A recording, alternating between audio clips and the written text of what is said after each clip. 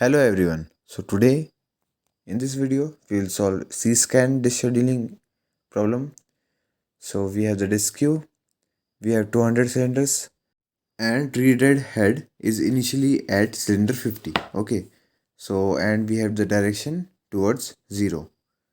So C-scan is just like scan, only the difference is that in C-scan the head moves from one end to the other end and then it goes back and executes all the request. Okay, so you will get to know about this. Let us make the number line. So initial head is at 50, so we will note that down.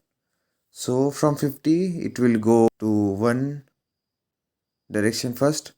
So let us first of all write all the request of input output block. We have cylinders 10, 30, 70, 110 and 170. Okay, and then from initial head 50 it will go towards the direction 0. Okay, so while going to 0 it will execute 30. So let us join this. Okay, so now after 30 it will go towards 0 and will execute 10 while going towards it. So it will go to 0 now. Now once one end is reached, it will go to the other end, that is 199 over here. So it will go over there and then will have the direction 0 and will execute 170, 110 and 70 while going to direction 0. Okay, so let us mark that down.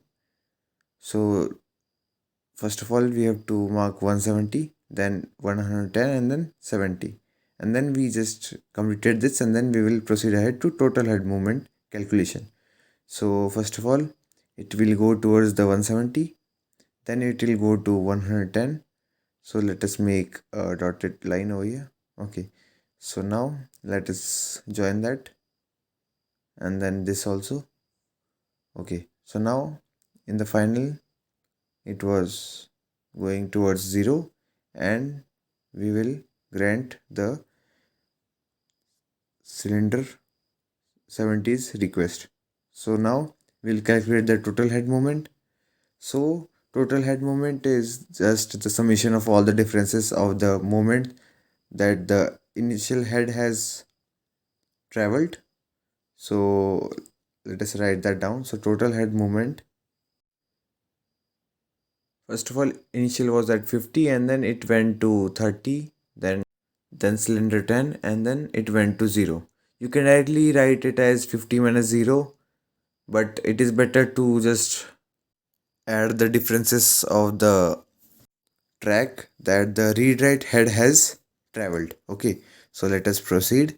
So from 50 it went to 30, so 50 minus 30, then it went to 10, so 30 minus 10, then it went to 0, so 10 minus 0, then it went to 199, so 199 minus 0, then it went to 170, so 199 minus 170.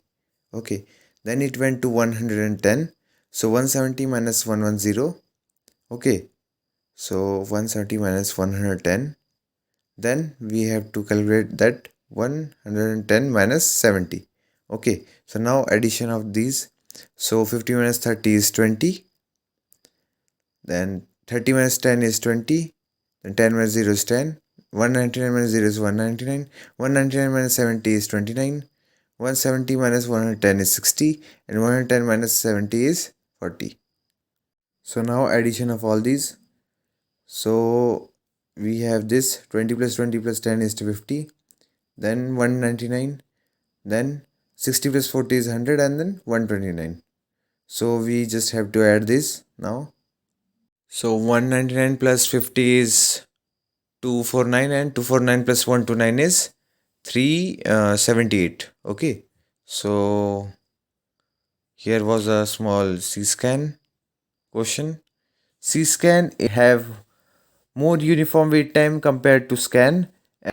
Also, it treats the cylinders as a circular list that wraps around from the last cylinder to the first one. That is, as you can see, we went from 0 to 199 and then proceeded ahead. And it has the same advantage as that of scan, that is it gives high throughput and it also provides the low variance of response time, also gives the average response time out of those.